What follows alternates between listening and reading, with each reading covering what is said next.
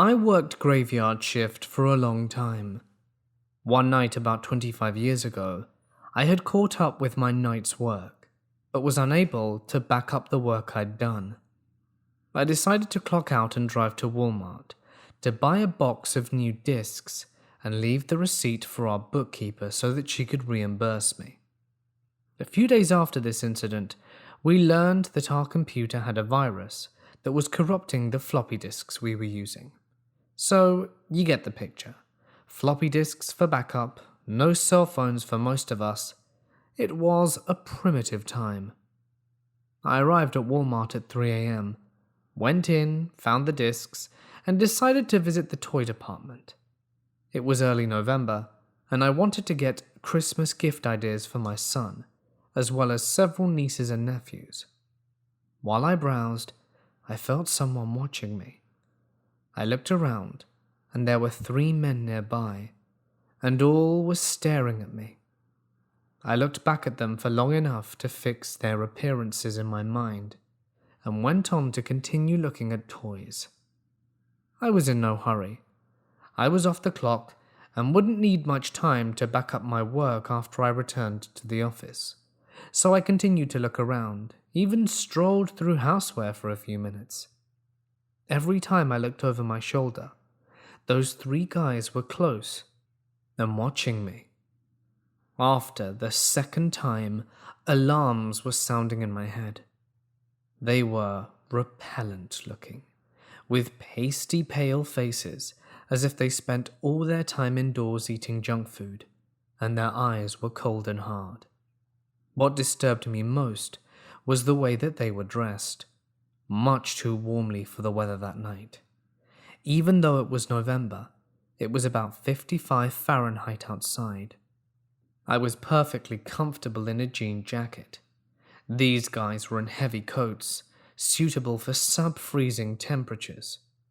And they had them buttoned to their necks inside the store.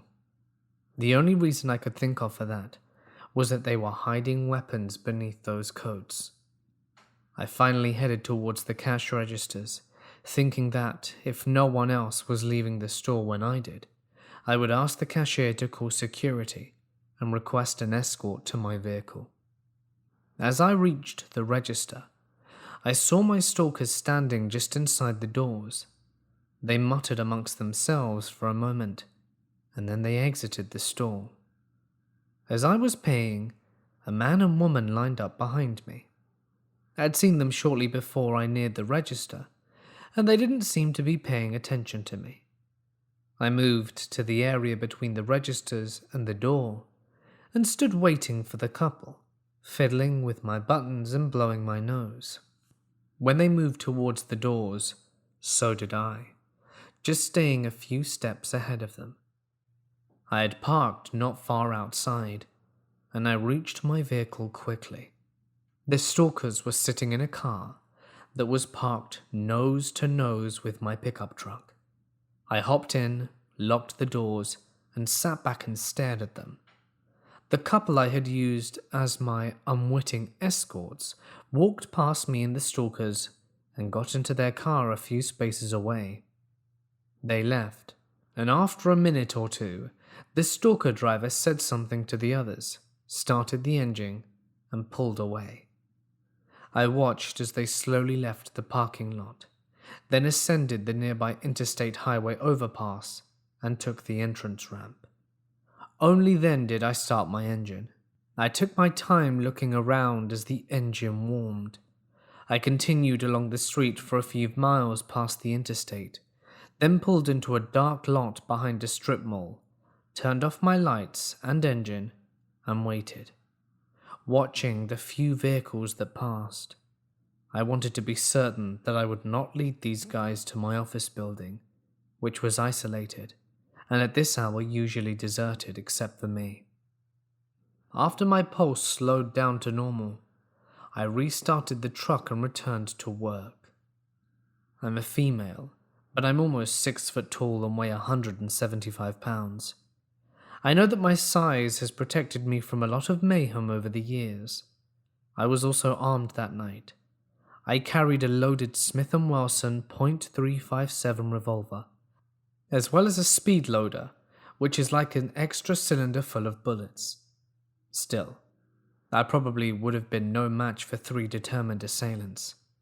This experience cured me of my nonchalance about running errands in the wee hours, and validated my conviction that any time I get the feeling someone's eyes are crawling over me, it's wise to look around and find the reason. About 3 months later, my husband and I were watching the local evening news, and they showed photos of 2 of the stalkers. They were wanted for armed robbery.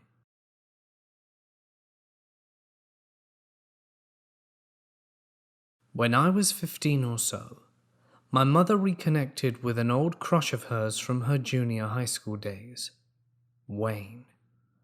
Soon after, they started dating. At the time, I thought it was pretty cool because I actually went to school with his son and was the same grade as I was. His name was Brandon, and he had 2 other kids as well, both younger, James and Allie. I didn't actually see Wayne very much at the beginning, as he and my mum would often go to hang out at his place. One night, I got a phone call from him sometime close to Christmas, asking what I would like for a gift, which I thought was especially strange, seeing that I barely even knew the guy, but I just assumed he was trying to get on my mum's good side, so whatever, moving on. He started coming around more, and I remember just something about him sent alarm bells off in my head like you wouldn't believe. He gave me the freaking heebie-jeebies, and Wayne moved in soon into their relationship. I chalked it up to my uneasy feelings about him and my mum moving way too fast into their relationship. Fast forward some time. My mum was working at a liquor store, and I was home alone with Wayne. I can't remember what this was over, but we got into some heated argument.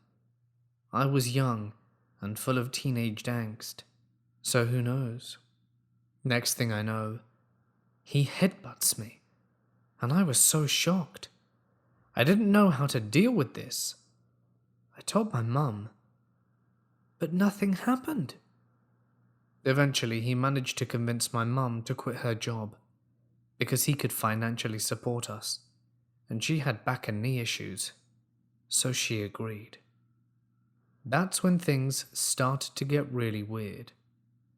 I suddenly got a peeping Tom who would peer into my windows late at night in the summer.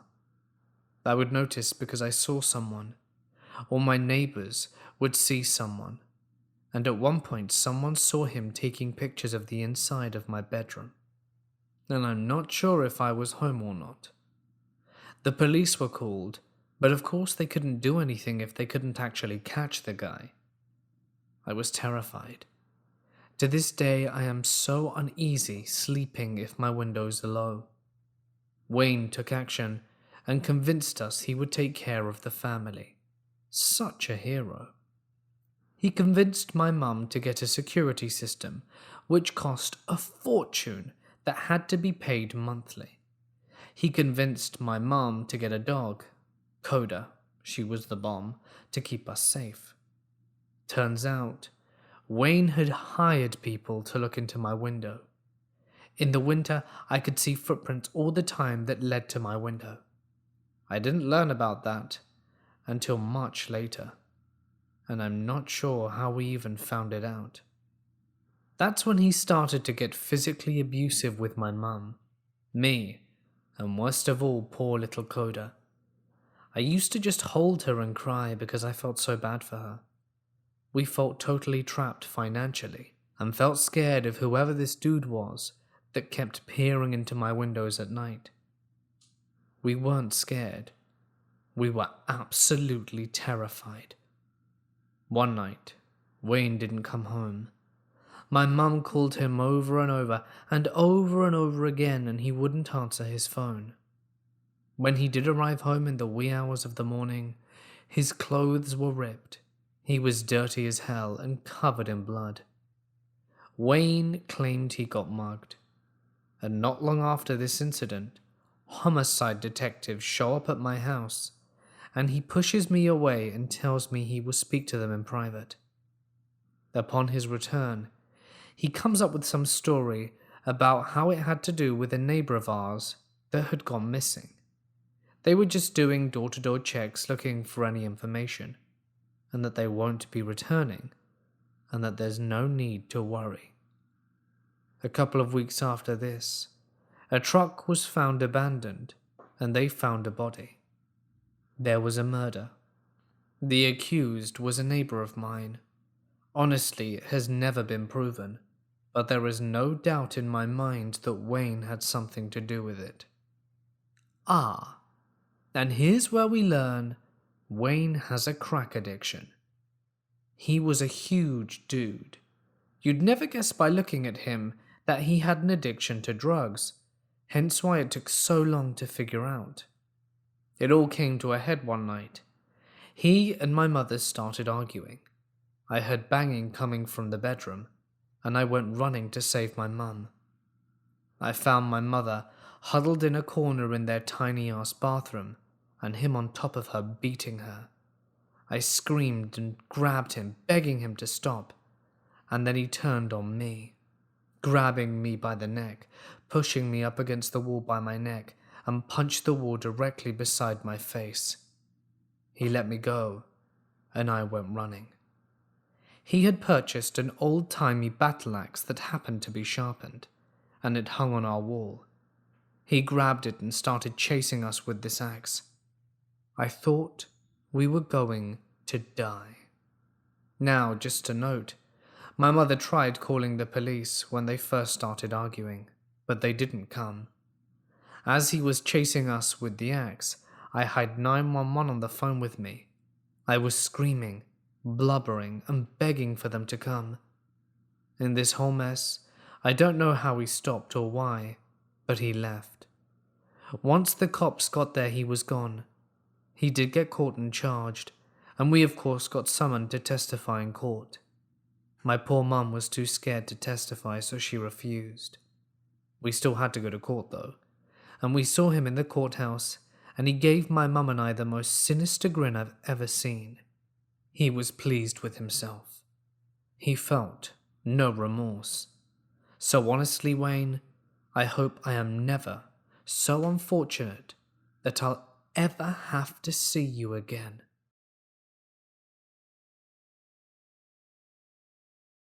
I have always been very much into hiking, and a number of years ago, something happened that made me change my stance on this. It was out back in the middle of nowhere in Australia.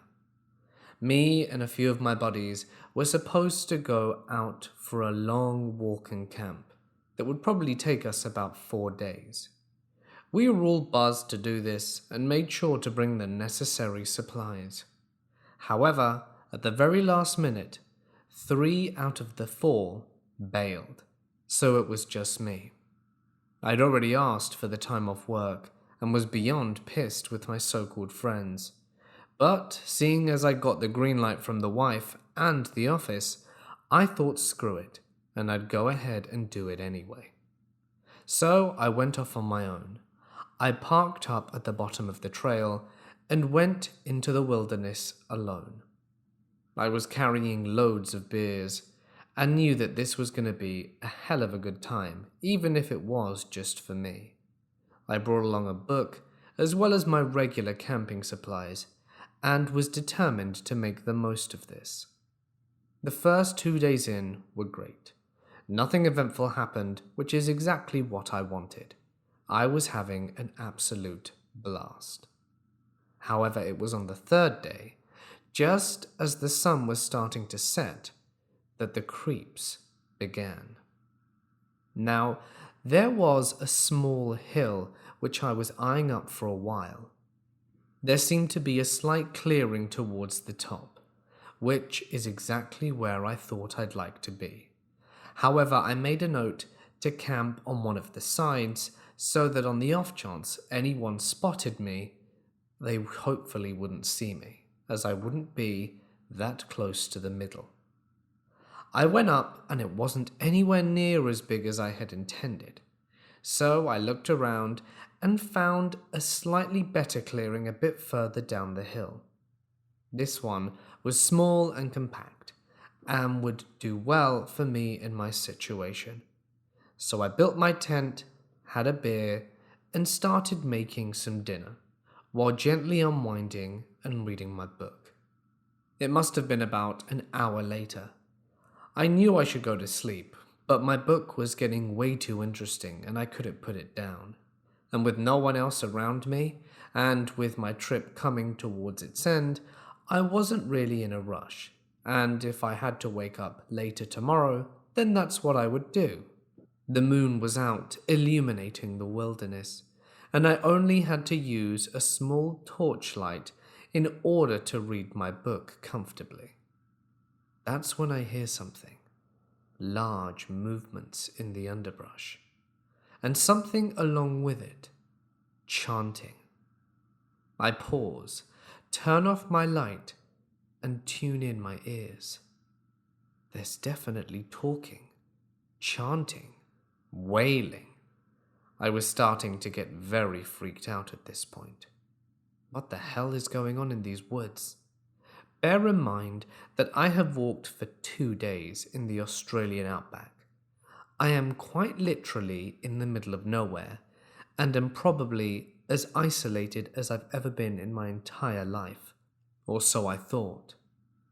I listen attentively, looking around to see if by the light of the moon I can see something. I look up towards the moon, and it's then that I notice that it's a full moon. I'm not sure if this has anything to do with what happened, but it was a full moon. I listen, and they are definitely drawing closer. I look, and they are seemingly going up towards the hill.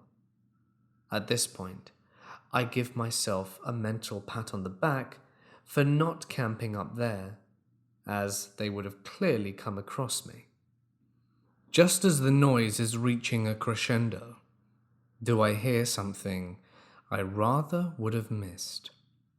"Look down there! A tent!" The chanting seemed to come to a complete halt, as someone had spotted my tent a little further down the hill. At this point, I'm about bricking it. I knew that if they found me, well, I wasn't sure what would happen. All that I know is that I didn't want to be found. I sit there in silence, pretending I'm not there, hiding in my sleeping bag for added protection. Just like when I was 8 years old, perhaps if I covered my eyes they wouldn't find me, I thought to myself. That's when I heard movement. They were coming down to investigate. The whole group had seemingly stopped. I ducked down, quickly, quietly. One of the guys came down to my tent, got the zipper, and started fiddling with it. It was just down enough, and dark enough, mind you, that I don't think anyone else could see into my tent. The guy pulled the zipper down, and he looked inside. He was wearing dark robes, which for this climate, I certainly wouldn't advise. He looked inside, stared at me dead in the eye, and whispered, "You aren't here." He then closed the tent and shouted up to his brethren, "There's no one here, let's carry on." He made his way up to the hill, and the chanting continued. I didn't leave my tent. I didn't fall asleep. I didn't even move until the sun had come up. When it did, I quietly packed everything away and fled. I don't know who they were or what they were doing, but I have not been back since and have no intention of running into that creepy cult again.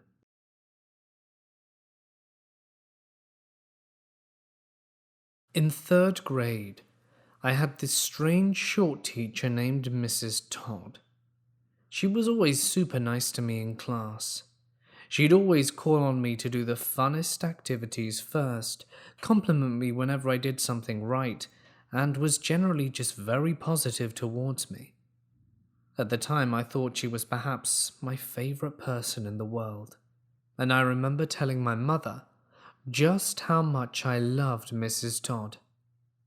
One day, I sat down at my desk and opened it to put something inside, when shockingly I saw that there was a Victoria's Secret magazine sitting in the pull-out drawer. The kid sitting next to me noticed how shocked I was.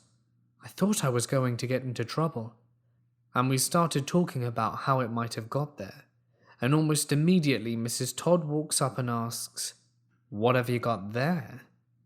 I was seriously confused, and told her it was sitting in my desk when I got here this morning. She looks at me and tells me that the kid sitting next to me must have put it there, and she kept repeating the statement over and over again to him and I, until I finally admitted that I guess he could have done it.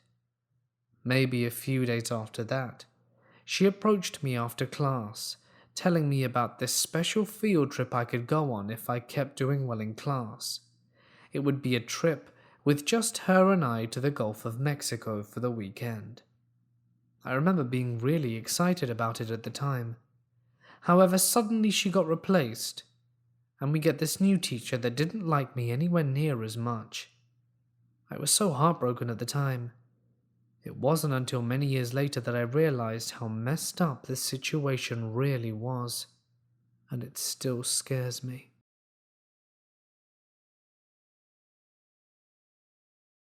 This really freaked me out.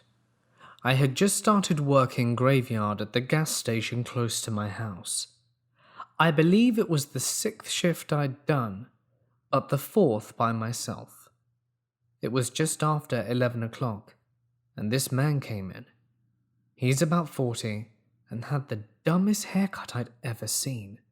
A blotched bowl cut. Anyway, he asked me if I had change for 100. I told him I'm sorry, but I wasn't allowed to take it, and even if I was, I still didn't have the change. Just as a side note, the company's third shift policy was that we were not to take $50 or $100 bills. Period. Well, he got upset and started complaining. He started trying to talk to me into getting him change from the safe. I apologized, but again said that I couldn't, and I tried my best to continue on to the elderly customer waiting behind him. He called out to his friend to ask if he had anything smaller. The kind lady I was waiting on asked me to hold her bag while she used the restroom. Bullcut's friend comes in, and I immediately saw that he's on drugs. Now, I try not to judge people, but it was obvious. His face was covered in sores, kept touching at them, and he kept bouncing in place on his toes. The friend started asking me questions. "Hey, sweetheart, how you doing? You always here by yourself? Do they let you have weapons behind the counter? Do you carry one at work? I always carry a gun. How much money do they allow you to carry in the drawers? Do you still have to do the safe drops even though business is so slow?" Each question that he asked made me slightly more uncomfortable. I'm kind of a mouthy woman, and I don't always use my head before I speak. Finally, I interrupted him and was like, "Look, do you plan to rob me? Because if you are, then you're wasting your time. I don't have time for this, and I need to get back to work." His hands fly up, and he started sputtering. Whoa, rob you? I was just trying to make conversation." I answered, "Well, then your conversation skills could really use some work. You don't ask a woman working alone overnight those type of questions, so the real question is what's wrong with you?" I saw now that Bullcut had pulled the car horizontally across the parking lot spaces closest to the door. Upon seeing this, I was just beyond done at this point. I told him to leave the store and never come back during my shift, or I'd call the cops. He left. The poor woman who had gone to the bathroom had heard some of the exchange. She came up to me before leaving the store and asked if I was all right. I told her that I was, and thanked her. Just a weird customer that gave me a weird feeling. He only came back once after that. I was in the cooler and could hear him yelling at the manager about not being allowed at the store. The manager told him that he had listened to the audio and would have done the same thing I did. I know what some could possibly be thinking. I was over-defensive and dramatic. He was probably asking about the money because I couldn't change his friend's 100. But what about the other questions? I still don't know.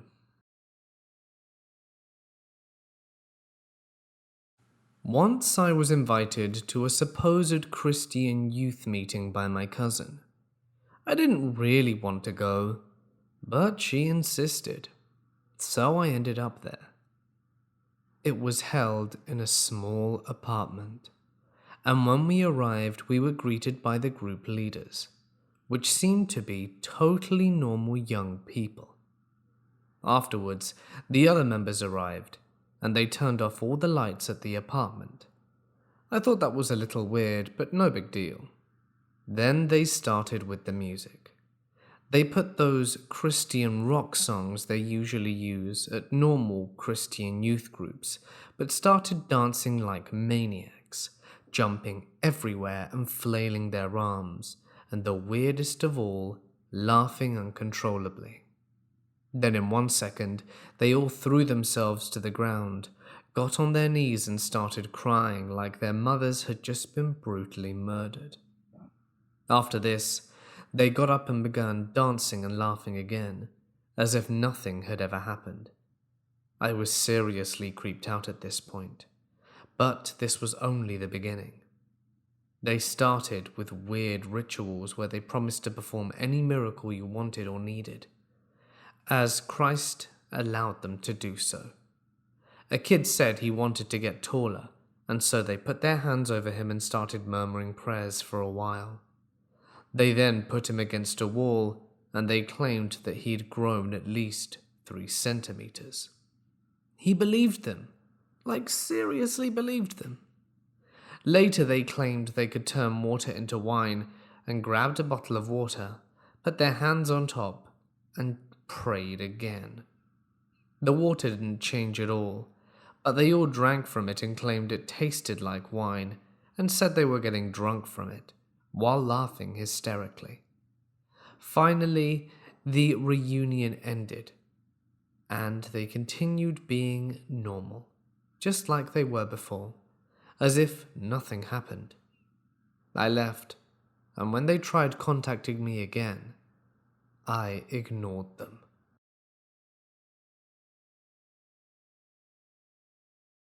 These events transpired between last September and December. In September, I moved into student halls, which is university accommodation, which is 8 people with a room each in a shared living space with a kitchen. Everyone was great, and we had a great freshers week, and we didn't even notice that we had a nightmare living amongst us. Adam. He was the oldest of our flat. He was 23, and we were all between the ages of 18 and 19. There were 3 of us girls and 5 guys. Adam is a great-looking guy.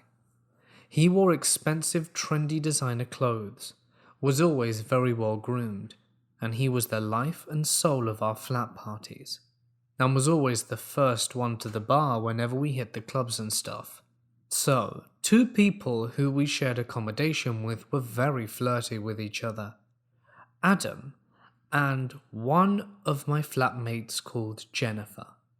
They always had flirty banter, and always chose each other whenever we played Truth or Dare or one of those types of student drinking games.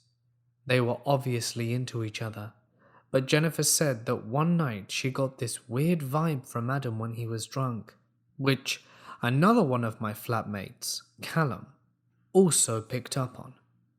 So one night in early October, we got together as we normally do on a Friday, and do a few drinking games and then hit the student nightclubs as most students do on a Friday. Adam does the normal thing, gets everyone their drink, and then as the night goes on, a few of us notice that Adam is buying shots for just himself and Jennifer, which isn't normally what he does, but whatever.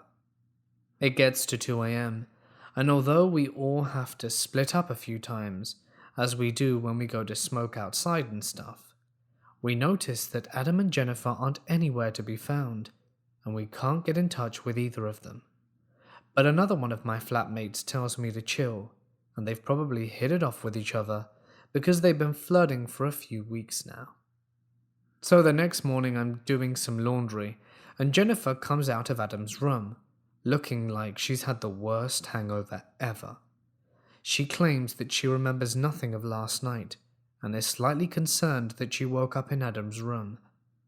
Jennifer has everything until she tries to get into her room, and finds that she's lost her key card to her room. They search Adam's room high and low, but can't find it anywhere. We put it down to her losing it, and she is forced to buy a replacement one. This is where things get creepy. So Jennifer has one hell of a busy university schedule, and is out mostly all week.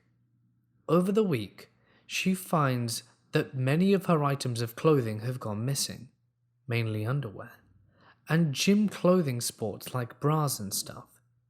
She's messy, and her room is very much a tip, so she kind of just put it down to being that. She is also a very heavy sleeper. But one night she wakes up and notices that her door is slightly ajar, which is weird, as it takes a key in order to get into someone's room when the door is locked. She does have sleep paralysis, and kind of puts it down to night terrors, which she does have occasionally. There's one night where she wakes up to a figure at the end of her bed. She also puts this down to sleep paralysis, and thinks nothing more of it. Jennifer continues to get strange vibes from Adam when we're drinking, and makes creepy passing comments about Jennifer's physical appearance. But Jennifer is creeped out, and when she reveals that she's going on a coffee date with a guy from her course, Adam doesn't say anything about this.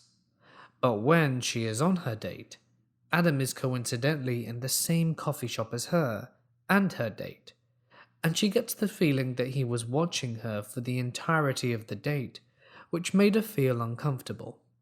But Jennifer asked why Adam was in the coffee shop, and he just replied, "Because I felt like it." At the time, I didn't see why Jennifer saw this as a big issue, but later on in the story, I see why she was concerned by it. Her night terrors persisted, but personal belongings were going missing, and one of these included a locket containing a picture of her and her deceased grandmother, which very much upset Jennifer, and she was now very suspicious. So basically, she was suspecting that someone had access to her room, and she does suspect that it's someone in our flat. And yes, the only one that she suspects is Adam. So Jennifer wants to put a camera in our hallway to see if anyone is accessing her room, specifically at night, and comes up with a ridiculous but pretty genius idea. One of our flatmates is a cyclist, and he has one of those helmets with a GoPro on it. So one night he leaves his bicycle and helmet in the long hallway of our flat, with the GoPro facing down the hall on record. Jennifer and Adam are in opposite rooms on the far end of the hall, so the GoPro is in a great position at the end. For the first 2 nights of doing this, there's nothing. This is because the battery ran out. But on the 3rd night, her suspicions were confirmed. Adam has her key, which Hall's office told her got deactivated when she went to get her new one. But that clearly wasn't the case, as he had been getting into her room and watching her while she slept. Now we're in December, and getting close to the Christmas break, and Jennifer makes a report about Adam. But Adam has very rarely been seen lately, and after about a week of security knocking on his door, they finally open up his room and find it has been emptied, as if someone left in a rush. But some things are found that are disturbing. Jennifer's missing clothing items are found at the bottom of an empty wardrobe. Candid pictures of Jennifer, myself, and the other girl in our flat, Rachel. Empty whiskey bottles are littered around the room, as well as small drug-like bags found in his drawers, some still containing drugs. A flash drive was also found, and we were never informed what was on it. But we were told that Adam would be getting kicked out for this, and that the police would be contacting him. But since then we have never seen or heard from Adam again. But it's been a harrowing experience for our flat, mainly Jennifer, who is now very careful with who she trusts. So Adam, I hope you sort out whatever problems you're going through, but let's never meet again. This happened around June last year. I had been working at this grocery shop for over a year as a cashier, and became kind of friends with a few of the people I worked with. I was often put on the night shift, finishing at 11 p.m. if I remember correctly. So it was usually me, another cashier, and about 5 night fill people who restock shelves and whatnot. On this night, one of the night fill people working was Patrick, a charismatic early 20s student who was super nice to everyone in the store and sometimes hung around the counter talking to me and the other cashiers for a bit when it wasn't too busy. Nothing strange about him. I actually liked it when he was working because time passed quicker and I actually had someone to talk to. Little did I know.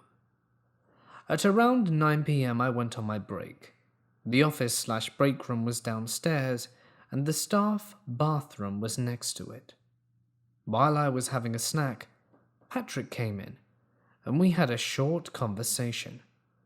I think we were just talking about what we did outside of work and whatever. He left and after finishing what I was eating, I went to the bathroom. The staff bathroom was just a single room, with no stalls, no lockers at the back where we put our things, a toilet next to them, and a sink. As soon as I walked in, I noticed an open locker at the very bottom next to the toilet, with a bunch of someone's things in it. I remember very clearly noticing it, because I saw a pack of cigarettes and I really wanted to take one, because I'm a smoker who wouldn't buy her own cigarettes at the time. I sat on the toilet to do my thing while I was still looking at the locker, and I noticed there was an iPhone face down propped at an angle with a jumper. An instant Kill Bill siren started going off in my head. I ignored it for a bit and just closed the locker door. I finished doing my thing and began pacing around the bathroom. I knew this was dodgy, because firstly, why would anyone put their things in the bottom locker next to the toilet, which is probably the filthiest place to put them? Secondly, even though most people didn't have locks on their lockers, who would leave their locker wide open with their phone in plain sight? I kept thinking for a few minutes, trying to figure out if I should pick up the phone and check out that it wasn't being recorded. And at the time I was thinking, but if I'm not, that would be so disrespectful. But I also didn't want to find out that I was in fact being recorded in the toilet. Finally I snapped out of it and realized I had literally nothing to lose, and grabbed the phone and checked. Sure enough, there it was. The moment I grabbed the phone and looked at the screen, a video stopped recording. In front of me was a home screen with all the usual iPhone apps, and amongst them was one called Hidden Camera, or something along those lines. A photo of Patrick was in the background, and I absolutely lost my mind. I opened the app, and on there were many videos. I scrolled through it to find the most recent one and began watching it. The video starts with Patrick putting his phone down and propping it up on his jumper to make sure that the back camera is facing the toilet. At this point, I'm pretty sure I'm crying and shaking from how messed up this whole thing is. I then fast forward to the last few minutes, as it was around 10 to 15 minutes long. I see myself going into the bathroom, pulling my pants and underwear down, sitting down, and all the while looking at the locker, and then closing the locker door. This whole time, I was trying to convince myself this wasn't actually happening, but that was all the proof I needed. I sat on the toilet and kept crying, not knowing what to do. Then I started messaging my friend's group chat, obviously distressed and trying to explain as quickly as I could. I wasn't sure if this was something that required me calling the cops, but I think one of my friends finally told me to call them, so I did. I tried to explain what happened quietly. I was really scared that Patrick had figured out something was wrong in the toilet and was trying to get in, and was also scared that the cops wouldn't help me since I wasn't really in physical danger, even though this was definitely very illegal. I just felt violated, but like it was somehow my fault, like I was in the wrong for not having checked the phone in the first place. I was told to wait in the bathroom until the police came. I waited for about 40 minutes just crying and shaking, messaging my friends. I then heard a knock at the door, and it was the police. I let them in, and they closed the door. Behind them was Patrick, looking like a scared dog. I told them what happened. They looked at the phone, gathered all the evidence, arrested Patrick, and took me to the police station to take my statement. I knew he had been released on bail until his court case, and he wasn't allowed near me or my workplace. But I was terrified that I would run into him and he would try to hurt me. But thankfully, it never happened. The police kept in contact with me and let me know that they had found hundreds of upskirtings and staff bathroom videos. Patrick was charged with several offenses and sentenced to 10 months in jail, and was later deported since he was here on a student visa. So anyway, today I'm happy to say, gross creep, we probably won't meet again. I was 9 years old or so, too young to have a say, and the minister convinced my mother that I was possessed, and she brought me to his house so that he and his wife could cast out the demon. They had me sit in this chair in this tiny room, covered in crosses and incense that made me feel nauseous, and began chanting at me, telling my mother that they were speaking in tongues, and I was getting scared. I begged my mother to let me go home because they were frightening me, and they kicked her out of the room, telling her that meant the demon wanted to leave because it was working. They told her not to worry if I started screaming. So at this point, I'm actually terrified. They strapped me to the chair and splashed me with holy water, which was absolutely freezing, and I kind of yelped when they did that, and that was another sign that it was working. This went on for about an hour to hour and a half, and to be honest, I was so scared and upset, I just cried for the last 40 minutes or so. I was so stressed, and the smell of incense was so nauseating that I eventually vomited, and they took that as a sign that the demon was vanquished and let me go. It didn't occur to me until I told someone else about it as a teenager how bizarre and traumatizing that was to a 9-year-old. Looking back, it's kind of funny how crazy they were, but I was just upset that my mother didn't believe me that I wasn't possessed.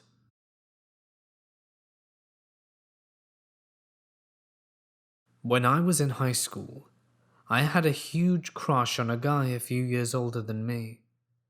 He was on the boys' basketball team, and I was on the girls' team.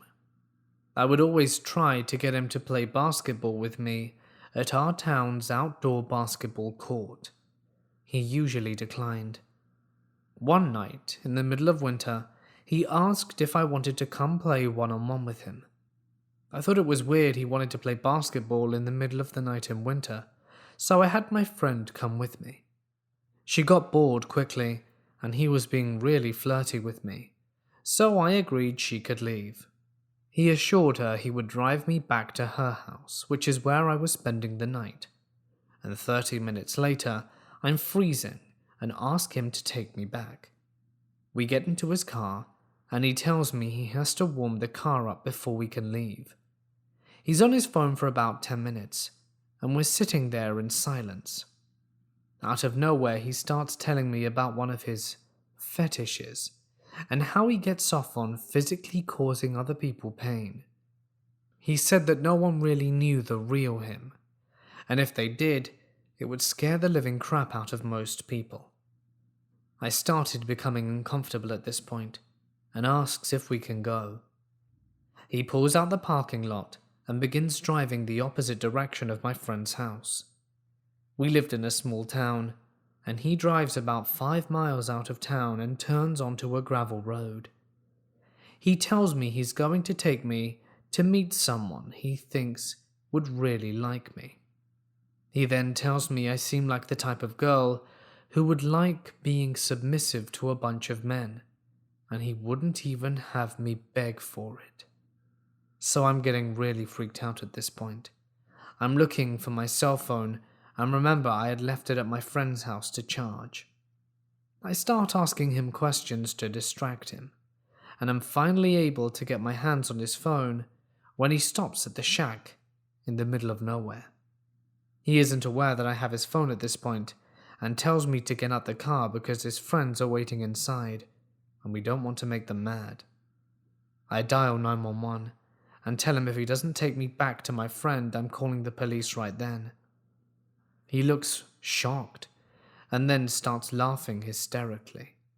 He tried to convince me it was all a big joke and he wanted to see how I would react.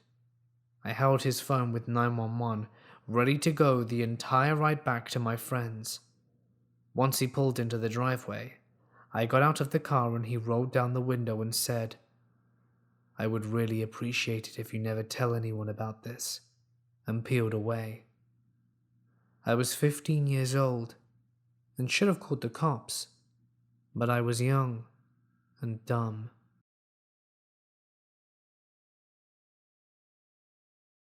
I'm a manager at a movie theatre and often work until about 2 a.m. I have a few stories that come to mind from creepy experiences working the night shift. The first one was when I was walking down a hallway to clean a theatre while talking to my projectionist. I walked into the theatre, got to the top, and started cleaning the top row. I saw my projectionist cleaning at the bottom of the theatre, and as I turned and said, "Thanks for helping me," I realized there was no one there. I got out of the theatre, and he just started coming down from the booth. I asked him if he was in the theatre cleaning with me, and he said, "No, I went up to the booth when you walked into the theatre." The second one was another time I was cleaning theatres. I was in one theatre when I heard something move behind the screen. There's a 2-foot gap between the screen and the wall, and people put stuff back there, but I've never heard noises before. I was creeped out and left the theatre. The next theatre over was my next to clean, and when I was walking in I heard children laughing and running around. I turned the corner to look up, and there's no one there. The last story was when I was closing to turn off an IMAX. I was standing at the unit running the first part of the closing schedule when I heard the back door to the booth close. This is a stairwell that I'd only had the key to, and it's so out of the way that no one uses it. I started at the hallway waiting for someone to turn around the corner, but no one did. I finished starting the shutdown for the IMAX and heard the door close again. I ran over to the stairway, and the lights weren't even on, and there's no way anyone could have made it down the stairs to turn off the lights in that time, even if they did have the key. These experiences have creeped me out aplenty at night at the movie theatre.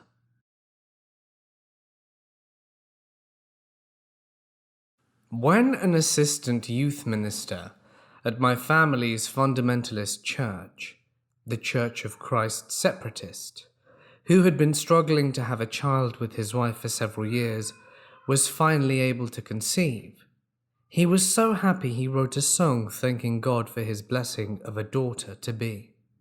He played it for us on his guitar in the back of his pickup in the parking lot before service began.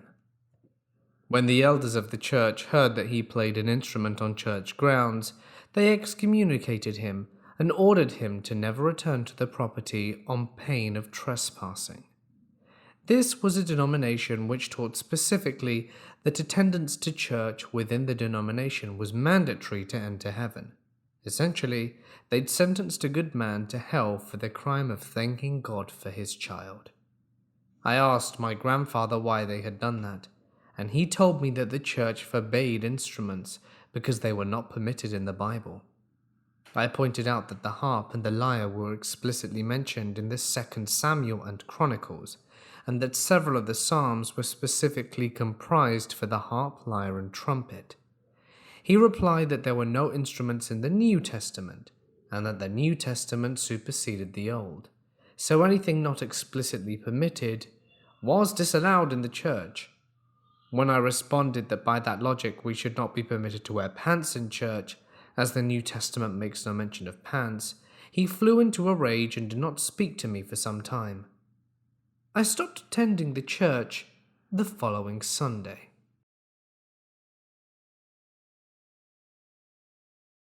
This story happened to me a few years ago, when I was 19 years old. I'm female, and used to live in the suburb, and in order to get to school I had to walk to the main boulevard to catch the bus, which is mostly a commercial area, with shops, garages and gas stations and the like. One morning at around 9, I was almost at the bus stop, when a guy comes out of nowhere and asks me something. I was listening to some music, so thinking he was asking for directions, I took off my earphones and asked him to repeat. He told me that he was a soap representative, and asked me if he could have a look at my hands. Now the guy did not look like a professional representative at all. My gut feeling was already sensing something was wrong. He was an overweight middle-aged man with dirty blonde hair, and he was wearing a blue t-shirt with stains. I was standing there puzzled by the question, and he just asked me again to see my hands. I raised them slowly, and he grabbed them and started to examine them.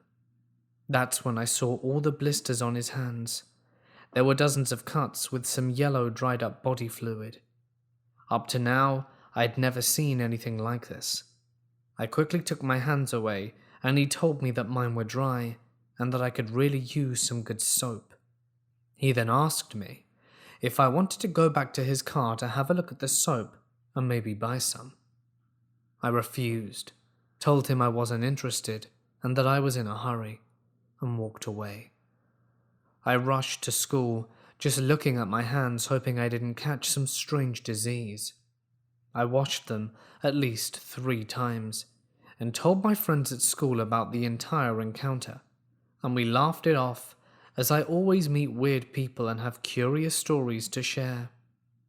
Fast forward 2 years later. I spent the night at a friend's house in another neighborhood. We drank all night, and I have a solid hangover.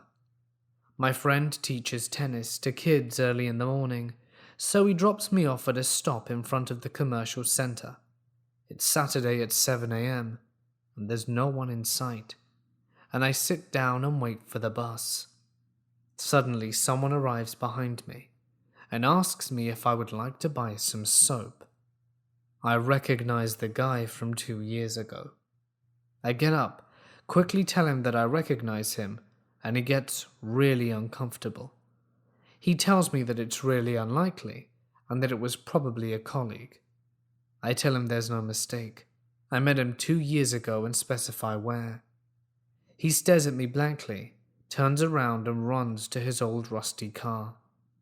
He sped off and drove away. My heart was pounding, and I could not believe that it happened again. Eventually the bus arrived, and I returned home. 10 years later, I still regret not running after him and looking at his number plate. I don't know what he would have done if I had gone with him. Maybe he just had a weird hand fetish, but he surely looked like an incredibly suspicious individual. And those hands were still blistered and haunt me to this day. Let's never meet again.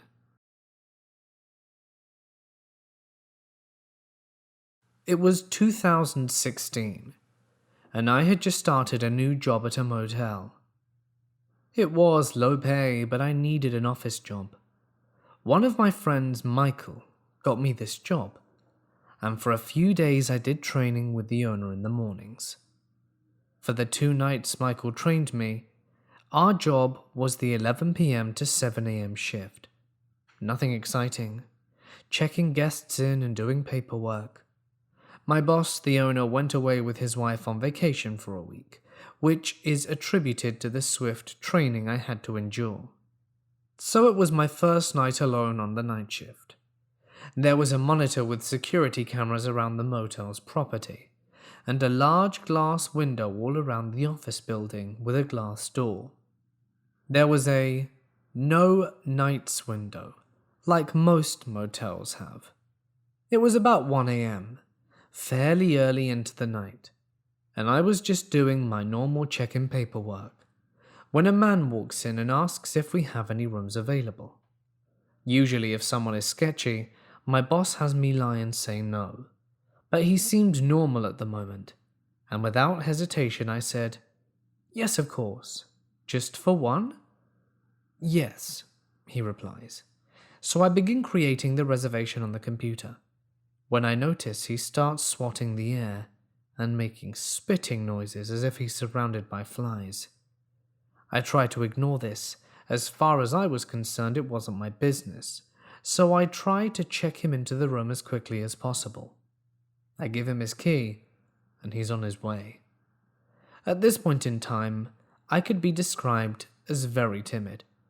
I had a lot going on in my personal life, so I hope you can understand all my reactions to what happened next. The man comes back from his room and slams his hand on the glass door and causes me to jump. Absolutely frightened, I look up to see him just staring at me. He cracks the door and puts his head through it and says, "I can't get into my room. Why won't you let me into my room?" My only defense is trying to be helpful, so I replied, "Maybe there's something wrong with your key. Let me give you another one." The look in his eyes was inexplicable. I felt like I was in absolute danger. I handed him his new key, and he went back to his room. I'd tried texting Michael because he was the one who trained me, though it was the middle of the night and he was asleep, but I just needed some guidance. With no reply from Michael, I noticed the man trudging down the stairs to come back. I go into absolute panic mode. I run into the back office and lock the door, and I pull out my pocket knife. It's important to keep protection when you're working at night, and I hear the man in the office yelling, "Hello? Why won't you let me into my room? Do you not like me?" Me being an absolute idiot and not standing my ground and calling the police when I'm feeling scared, decided to take this situation on alone. "I'm just on the phone, I'll be right out." I then start calling Michael over and over, but there's no answer. I decided to take a few deep breaths and then step out of the office. The man wasn't there. He was in the bathroom. I start hearing him talking to himself, angrily saying, "Kill her, kill her." My heart sank. Still being an idiot and not calling the police. He comes out and I say, "Your key was broken, I'm sorry, let me escort you to your room." He agrees, thankfully. I was wearing a long-sleeved sweater, so my arms were down and able to hide my knife in my hand while holding it. I began to walk outside and he seemed insistent to walk behind me. He began making our way to the staircase and up towards his room. I was sweating from how nervous I was, continually looking behind me to make sure he wasn't going to make a move. He stops at a room, and I stop at his room a few doors down. I smile and say, "Oh, that's the wrong room. This is your room," as it clearly said on the door. The whole time he was going into someone else's room and trying to open the door. I felt bad for them. I quickly ran back to the office and locked the door. The next guest I checked in was a police officer from a few towns away. I felt bad for confiding in them about the guy, but they seemed willing to keep an eye and ear out. Over the next night, the man came back, but I had the doors locked and told him we were all booked up. I explained to my boss what happened when he got back from vacation. However, he didn't take me seriously. I continued to work there on the night shift for the next year, where many other strange encounters happened. So, strange man, let's never meet again. And if you ever feel uncomfortable, always call the police.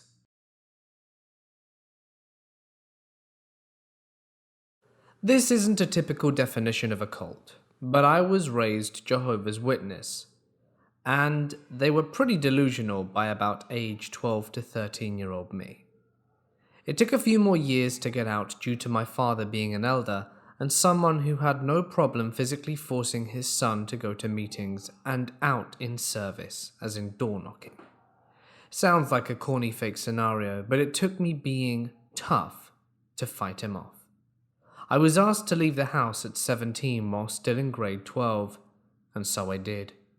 I had a job and I had an older friend to live with as well. That's when I realized that, in my opinion, it's a cult. That you could turn on your own son because he didn't believe what you believed. That you would beat your son because he was being bullied at school and couldn't stand door knocking anymore at his own neighborhood, where he encountered classmates either at their homes or as they were riding their bikes down the street on a sunny Saturday morning, with me walking my dad in suit and tie with a briefcase full of maniac ravings about living forever.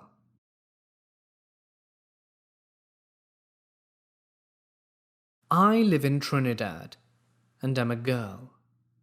I was 15 when I was in 11th grade because I'd skipped a year in primary school, so I was a year younger than most of the other kids in the class. When I was in that grade, I was not exactly the most healthy or athletic person, but I genuinely enjoyed PE class, and I liked to run around in the gym and play games and such. So when I had to pick courses for semester 1 of grade 11, I made sure to pick PE just like I had done for grades 9 and 10. I was a little shocked when I got to the first day of PE and found out that our old PE teacher had gone back to Canada because his work term here was over. He had been with the school for 4 years, so it was understandable once someone told me that he hadn't gotten fired. We met our new PE teacher. He looked to be around 30-something, with light skin, blue eyes and blonde hair that was shaved on the sides and styled but short on top. A lot of the girls immediately liked him and said he was handsome, but I didn't see it because I wasn't really interested. This PE teacher liked to take us on walks and runs, so we would leave the school at lunchtime in a bus and come back as school was ending, since PE was last period. One time we went to a place that was known for its howler monkeys.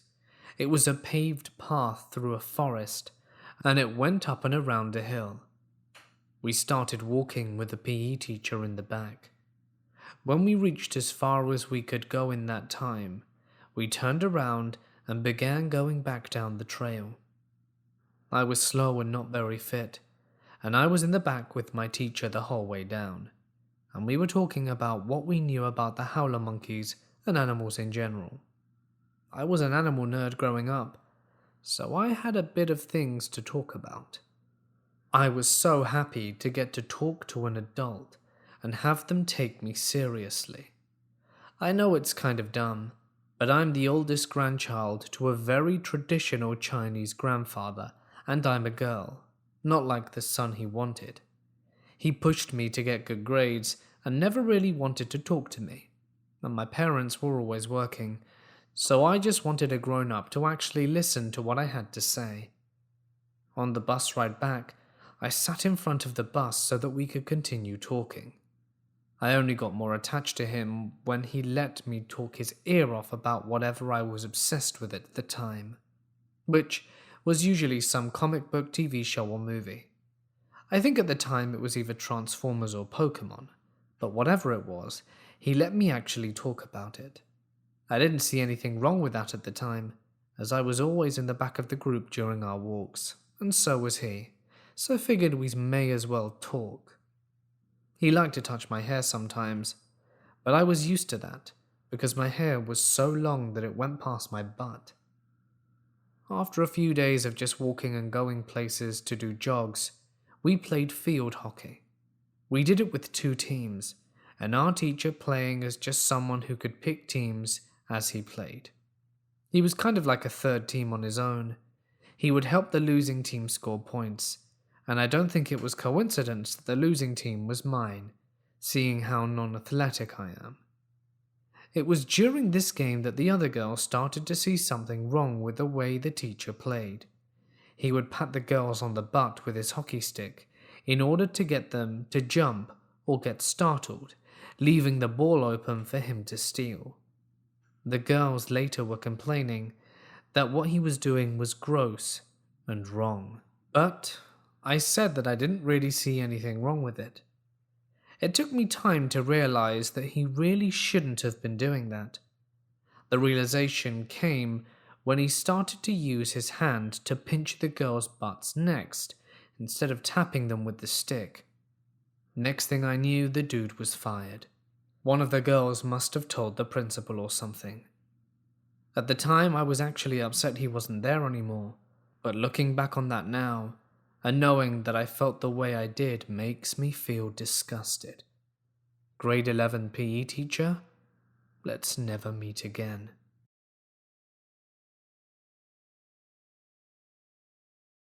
Last month, I got a job at a mini-mart to pay for uni, since my savings weren't quite enough. I was only able to take night shifts, since I spent most of the day at school and at home studying. When you're on the night shift all alone, it's not too hard, since barely anyone comes in the evenings. There's an office when employees can hang out when there's nothing to do, and there you can monitor the security cameras and go over what needs to be done.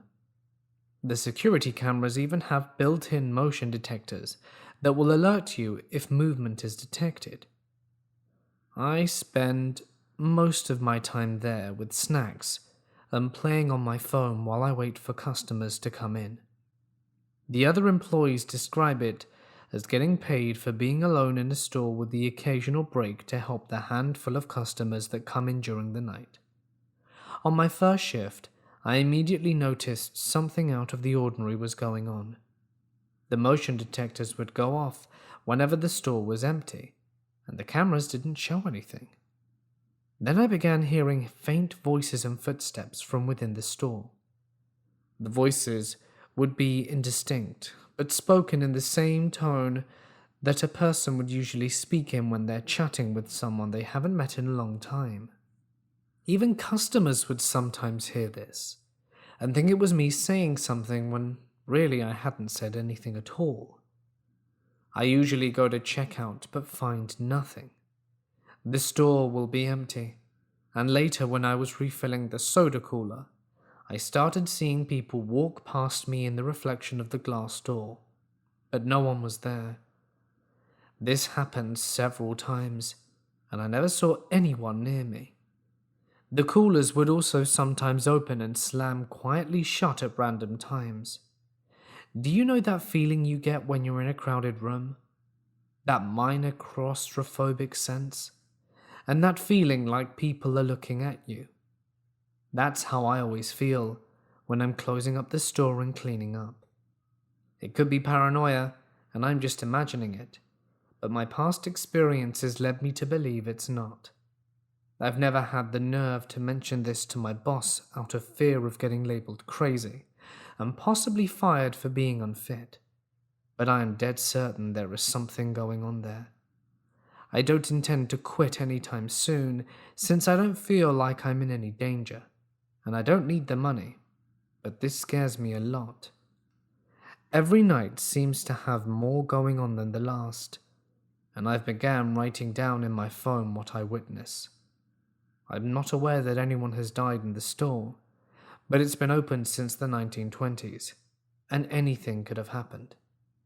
I've wanted to do research, but it's changed names and owners several times, which makes it a bit difficult.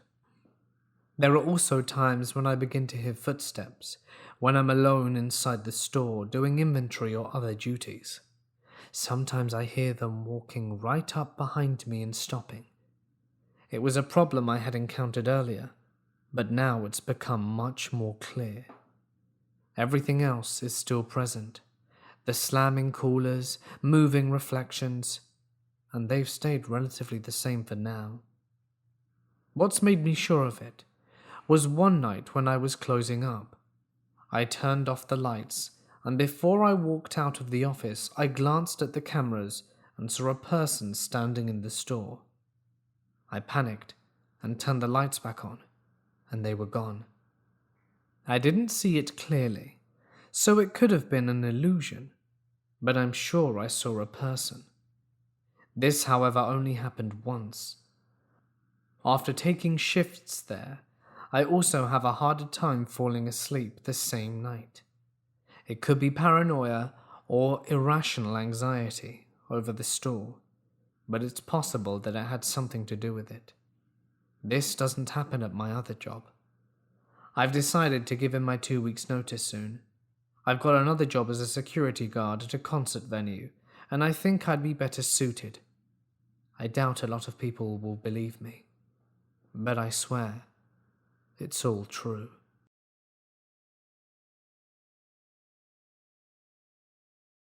The summer going to my senior year of high school, my friends and I heard about a bonfire rave type party that some kids from a neighboring school were throwing. My friend Tyler knew the kid orchestrating the event and asked if we could come. They told us the more the merrier. The kids then told Tyler where and when the party was going to be.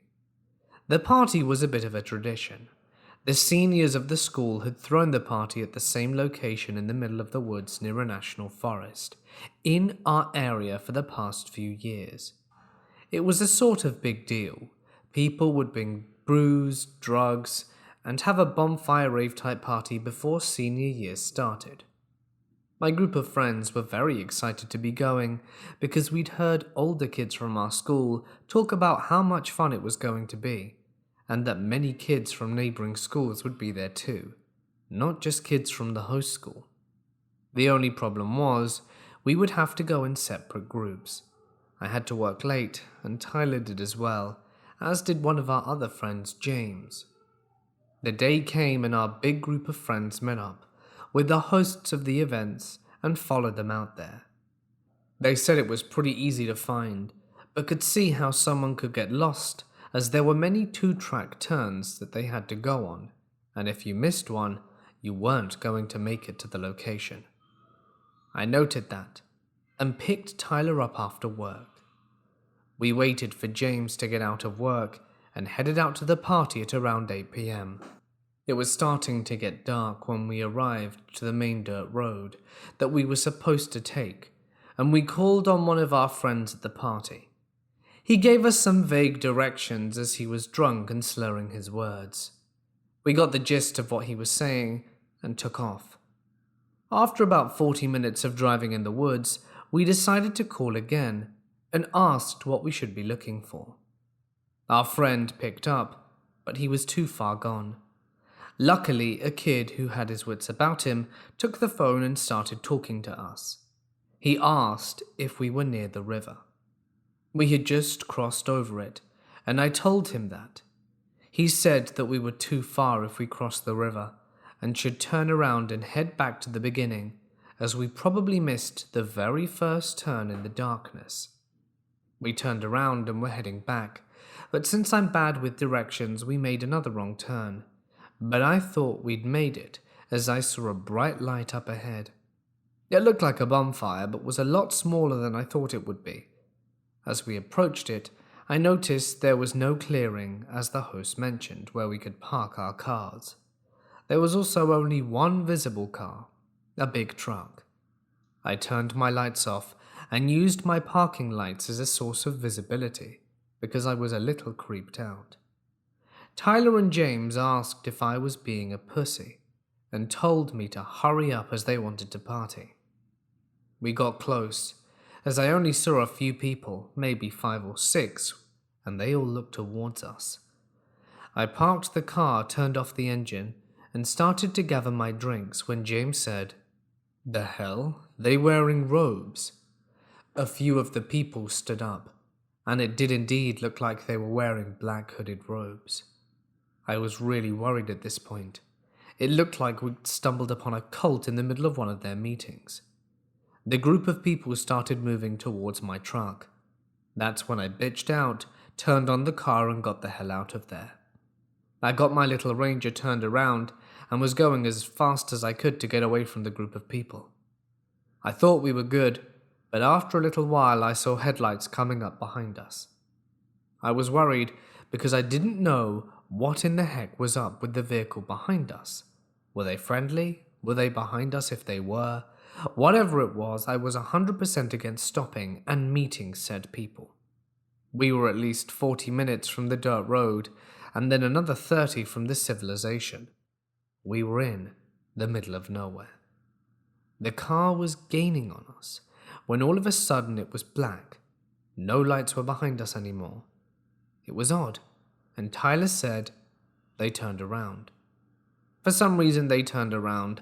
Obviously we weren't being pursued anymore, but I was done in the woods for now, and we ended up making our way out of the forest and back home. The next afternoon I woke up to several missed calls from our friends who were at the party. They left messages and several texts, and I told them I would explain everything when we were together again, because the story was so crazy and long texting, and a phone call would take up way too much time. They didn't believe me when I told them what happened. Even after asking Tyler and James, they still wouldn't believe us. They thought we were making the whole thing up, but unfortunately we weren't. So somewhere in a forest of Michigan, there's a group of people who meet in the woods at night wearing black robes around a bonfire, doing who knows what.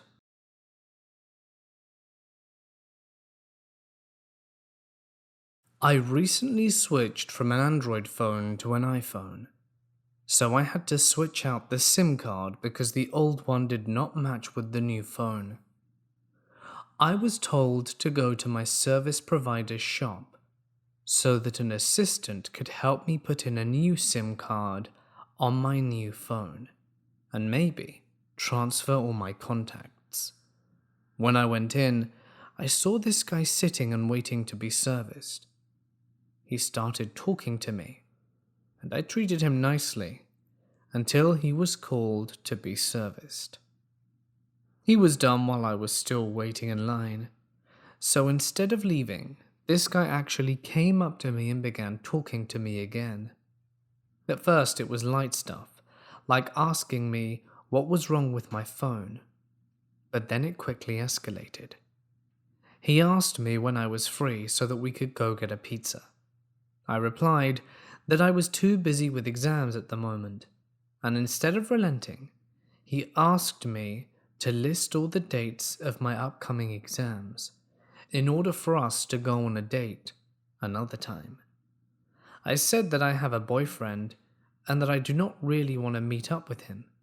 However, he kept insisting that there would be nothing wrong with it, and we would just be eating and drinking wine.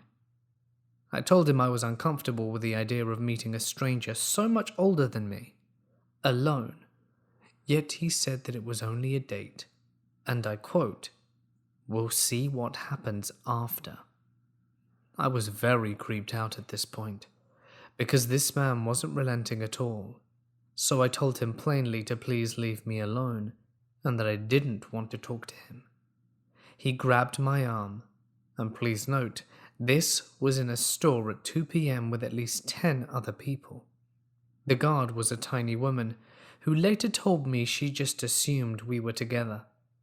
I made a scene, called over the guard and started yelling at this man, saying that he was harassing me, and she asked him to leave or the police would be called.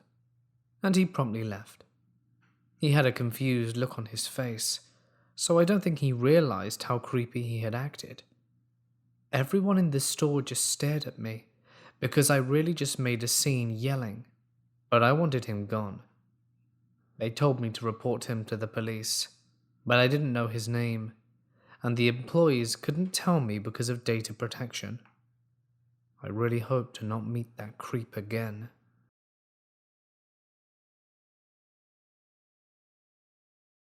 A little over a year ago, I had a job working overnight at a gas station close to my house.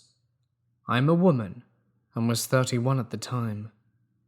I know to some it seems unsafe for a woman to work graveyard shift by herself.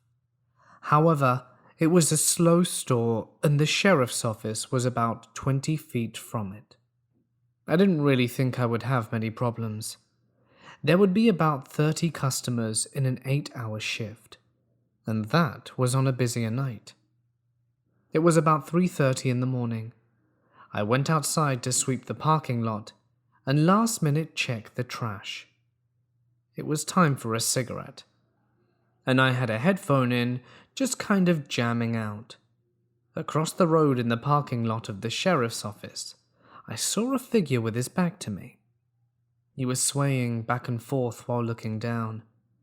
Honestly, he looked like he was enjoying a much-needed piss.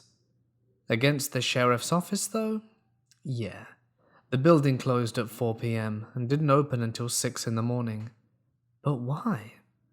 By the back of his ripped t-shirt, I remembered that he had come in about 4 hours earlier. He was a total creep, and I could already tell he had a good buzz going on. I didn't say anything.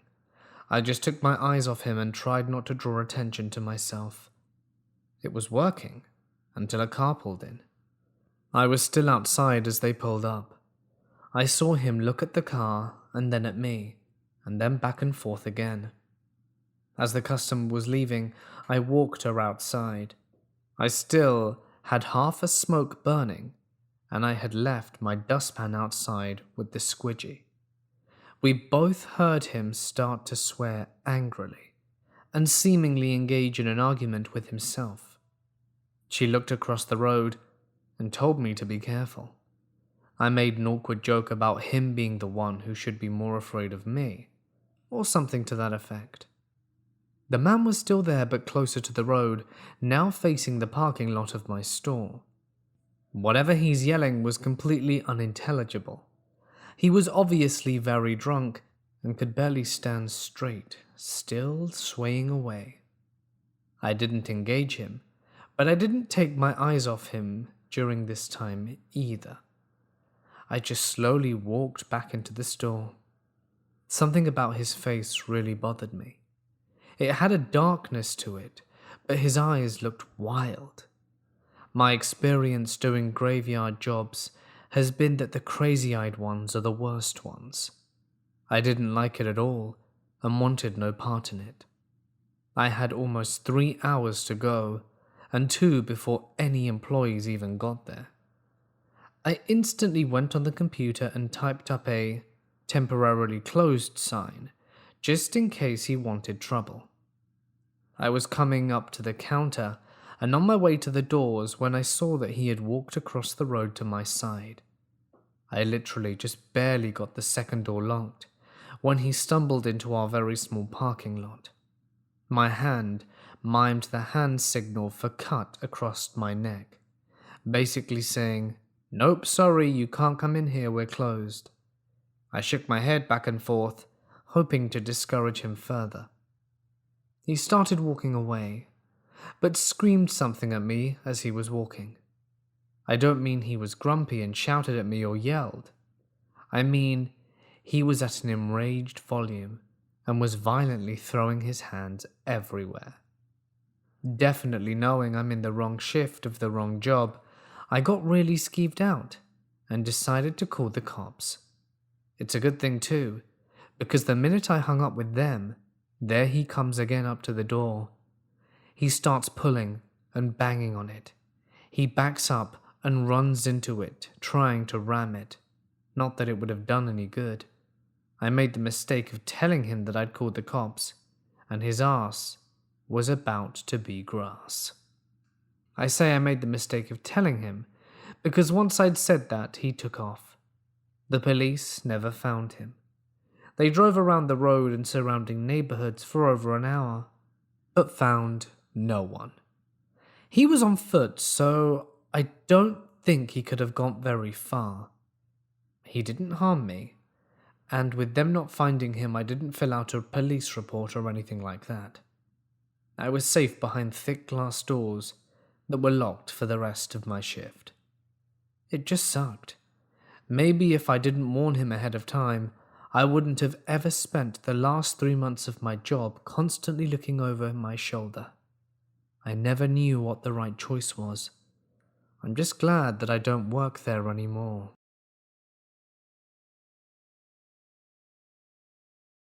I live near the ghost town of Alvera.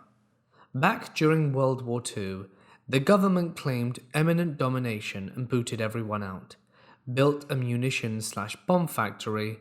But fast forward to now, a chunk of the land was given back to the community as state game land. A portion of it hosts a federal prison, and a bunch of it sits unused by the government. The same land contains the remains of the town, just foundations and a well at this point, and a bunch of bunkers. These bunkers are concrete igloo-like structures with a big metal door on one side, once used to store explosives. Now, it's used for teens to get drunk and do drugs. Over time, they've become covered in dirt and plant growth, so you might mistake it for a hill if you don't see the door. There are local rumors that devil worshippers hang out in there, in the gamelands, and have strange rituals in the woods, in some of the more out-of-the-way bunkers. I never believed these because every town has a place where there are devil worshipper rumors. But last year my friend claimed that it was true. He said that his parents were hunting one night and saw a group of people in robes chanting around a fire, and a figure wearing a deer head mask stood in the center.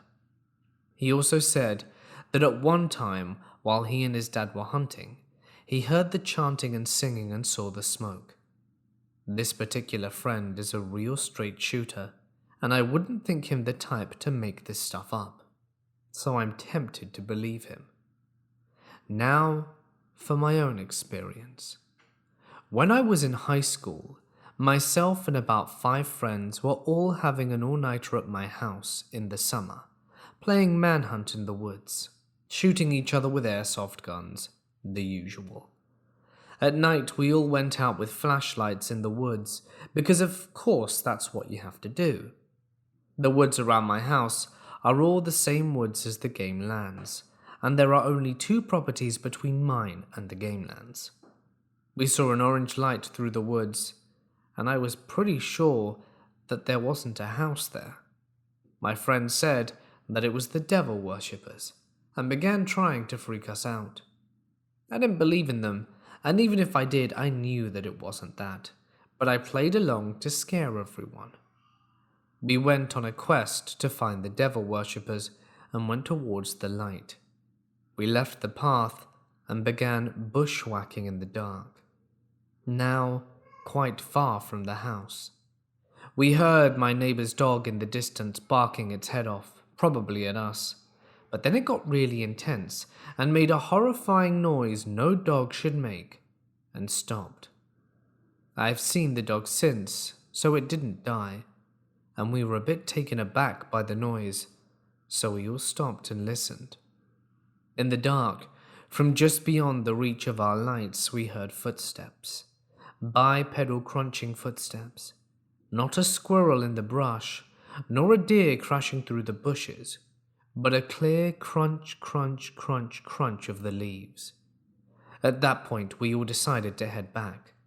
My friend and I wanted to keep going, but we didn't want to do it alone, so we conceded. We were all sleeping in the guest apartment over the garage, which is in a separate building from the house. It has one of those 70s style accordion doors halfway up the stairs, separating the upstairs area from the hallway and bathroom downstairs. Later that night, well after midnight, when we were all settled in and started to doze off, those of us who were still awake heard something brushing against the door from the other side. It was a flimsy plastic/linoleum thing, so it was moving as though something bumped into it, and we could hear the noise clearly. I gathered up the courage and said out loud, "Does anyone else hear something bumping the door?" I get a few shaky yeses from around the room. "Is anyone going to get up and check it out?" Several nopes, and I sure as hell wasn't going to go do it. It went away after a few minutes, and then we fell asleep. Somehow.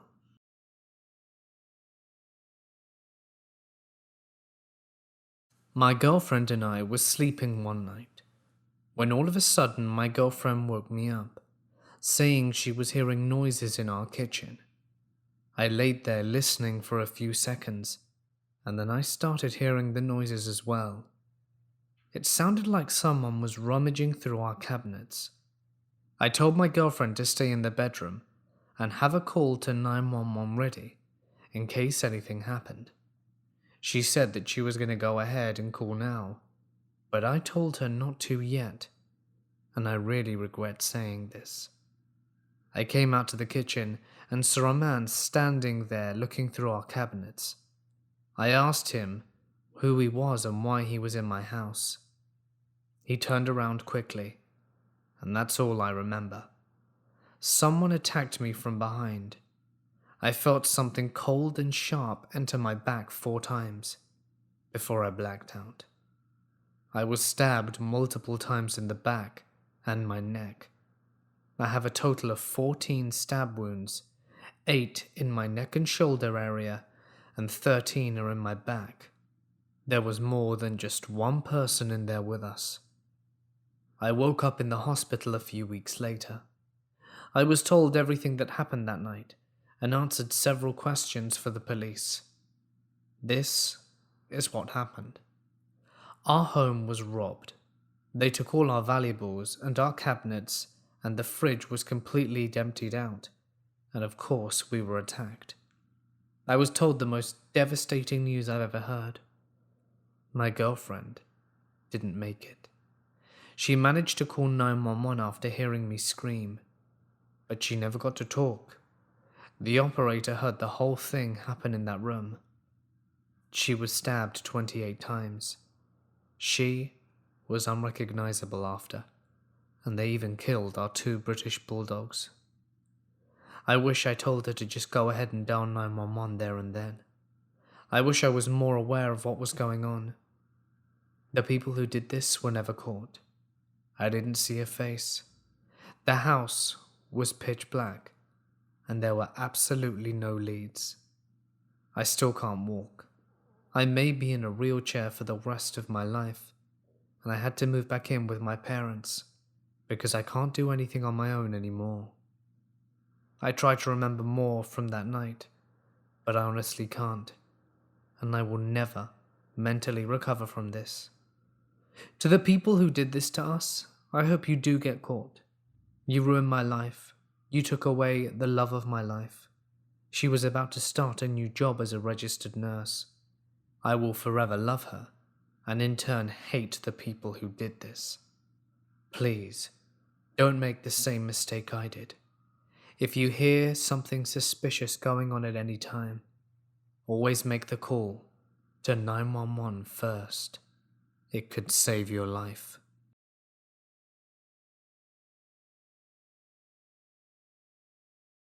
This happened around 3 years ago. I worked as a correctional officer for about 5 years in an old country jail. One night, while I was doing my rounds, I entered our high security unit. This unit was mostly for unruly and dangerous inmates who often liked to fight over others or who had high notoriety cases such as murders. It was 11 o'clock at night, and the lights were about to go off. In this particular unit, a lot of the inmates would stand at the doors and watch the dayroom TV from their cell, since it was a solitary housing unit. I finished my rounds downstairs, and I began climbing to the top tier. I glanced up at a near cell and saw an inmate watching TV from his door. I looked away and looked back, and in an instant he was gone. I walked up to the cell and looked in. It was a completely vacant cell. My stomach dropped. I had heard from co-workers and inmates often that the jail was definitely haunted, but this was my first personal experience with anything of that nature. I finished up my rounds and returned to my sergeant's office, where I told him about what I had experienced. Very calmly he asked which cell it was. I told him, number 7.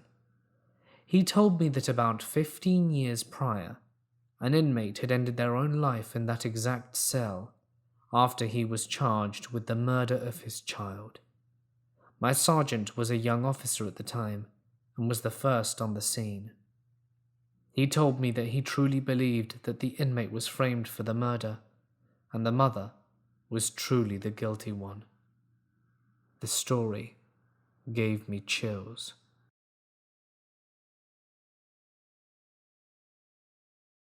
So this happened to me about 12 years ago. Back then it wasn't strange for kids my age to venture outside to the mountains in groups to explore, hunt for lizards, or just stroll on our bikes. We were all living in the same street, right next to a variety of mountains. The neighborhood was brand new, so much that many houses were still on sale. So there were lots of weird animals on the mountains. Big lizards with blue tongues, big bugs, snakes, rabbits. It was super exciting for kids like us to explore this kind of place. I could say that part of my childhood was like living in a Legend of Zelda game. I have a lot of stories about that time, but this is the only one that I recall that we found something disturbing. Everything began pretty much as usual. A bunch of kids on their bikes passing through hills and big fields. We knew how far was too far for us. After all, there were no houses or roads ahead, and once you turn around and barely see any house behind, then you knew you were just too far. But that day we felt bold, and were many, and wanted to see what was further ahead. So we did. After a while of rolling, we ended up in the middle of nowhere with no water, starting to feel the infamous Mexican heat. So we decided to go back. After a while, we saw a small house in the distance. Pretty weird, we thought, since we were pretty much in nowhere land, but we still felt relieved. We headed into the house's direction to ask for some water. But the closer we got, the more obvious it got that it wasn't a house. It was a mausoleum, and the place was basically in a small graveyard, dotted with wooden crosses across the dry land. This was an extremely small little cemetery, with no roads leading to it, with only a few tombs, and of course the mausoleum in the heart of it. We got curious, and we also knew we'd never have another chance like this again. Usually, these kind of graveyards are for families of the deceased. If we tried to enter any other one, we would get kicked out. Perhaps the people or family who owned this have all since passed away. Anyway, we start looking at the graves, the names, the dates. They were all pretty old. And after a little while, we go to one particular grave. This one took our breath away. It had a dog skeleton perfectly assembled on the top of the tomb. extended as if the dog was hugging the spot. The bones were dry with no blood in sight, except for a black and yellow stain on the bones, next to where there were a lot of black candles, bottled with a lot of liquid, and lots of crazy symbols marked on the tomb. We knew this had to be witchcraft, but we were kids and didn't want to get scared by that sort of stuff. I'm not gonna lie, growing out in Mexico makes you tough. I'm the kind of guy who won't even flinch at the Six Flag Halloween haunted houses in Anaheim. I even laugh from time to time walking by them. So after a while of talking and making fun of the graves, it got dark. It was a bit late, and we began to pack our things to go home. We then headed to our bikes and heard something like a whisper. Since it was both soft and fast, but definitely there, it was coming from the tomb, the one with the black dog. I first thought one of my friends was trying to scare us. It wasn't weird. Even I've done it before. So I did the most logical thing. I started counting my friends to find out who was missing in the crowd, since it surely had to be that guy, and we knew that they'd be hiding next to the tomb. Or so I thought. I remember I counted all of them. I thought I'd messed up somehow, and I counted again. We're all here, I thought. Maybe it's some junkie trying to sneak up on us. So we all go to see the tomb one last time. There's nothing of interest there, and at that moment it was almost dark, and we were getting scared. That's when one of my friends says, "Hey, did you all see that hole on the back of the grave?" When we all look at the back of the grave, I bet they all just about crapped themselves as much as I did. There was a huge hole, one big enough to stick your hand right into, and as I looked inside, I went pale. There were bones inside the hole. Not your usual chicken bones, no, big bones. That's when I felt a cold wind coming from inside the hole. We all ran and never went back. A while later, I heard from one of my buddies that the entire area was dug up to make new houses. This happened when I was between 1st and 3rd grade, which is about 10 to 12 years ago. But this specific memory has permanently scarred me until now, and is probably the reason why I am not a very religious person. Anyway, here it goes. In the Philippines, the majority of our schools are Catholic. Some private schools require students to go to church every first Friday of the month. The school I went to back in elementary was one of those. Basically, every first Friday of the month, the students would gather in their respective classrooms before all of us would be led to the church. The church we went to was connected to our school, and each grade and section had their own areas in the church, so our advisors and teachers would be able to monitor us. The pews my classmates and I sat on were around 10 rows away from the altar, so it was pretty close to the front. The nuns and other church staff usually sat at the 1st to 3rd rows.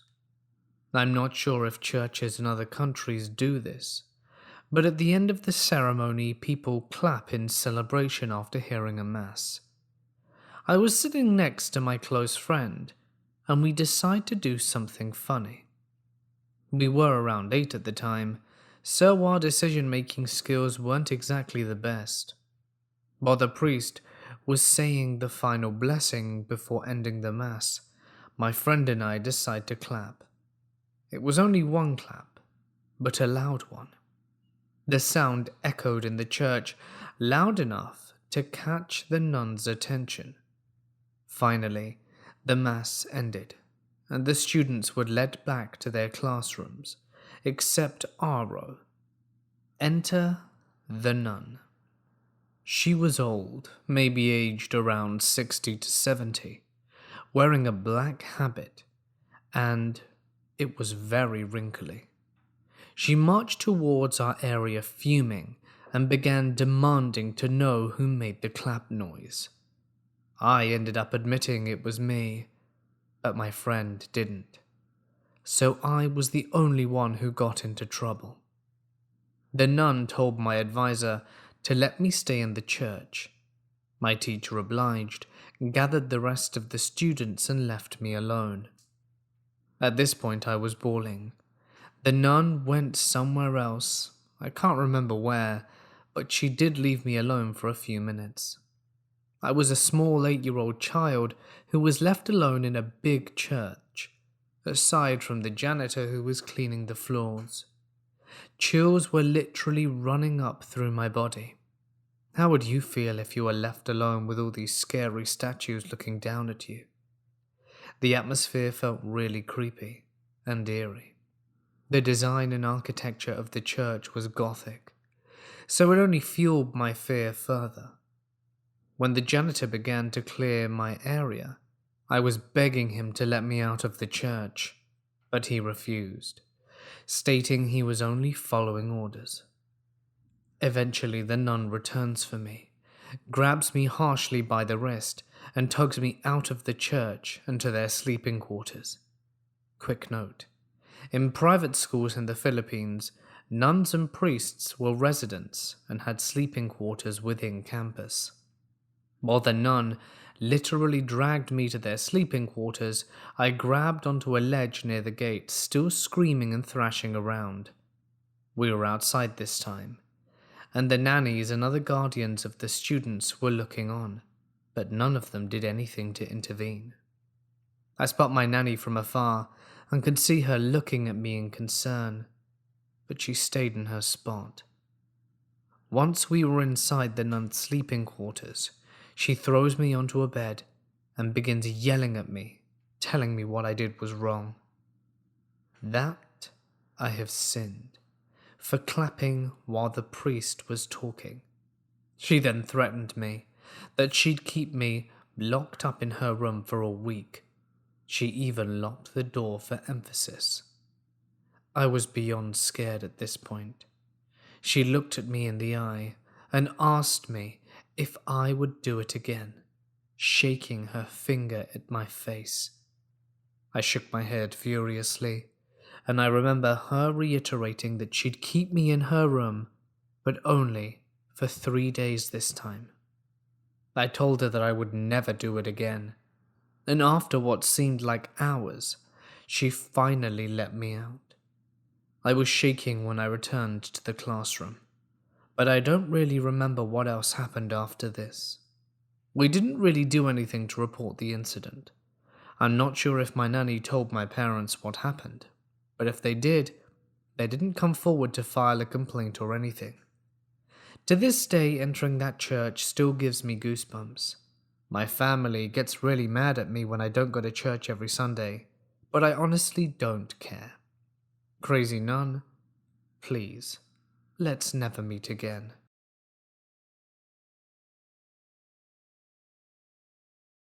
Several years ago, a man died in our restroom from an overdose. Ever since then, the door locks by itself at random times, preventing customers from using it, as this is a unisex bathroom. I usually get called over there by customers to help. They think someone locked it from the inside before exiting it, as the lock doesn't work while open. I go to knock, get no response a second or third time, and then a low grunt noise. I also double-checked it's fully locked, and it is. This door can only be opened by a special key the manager has, or the local fire department. On several occasions I've seen feet move from underneath.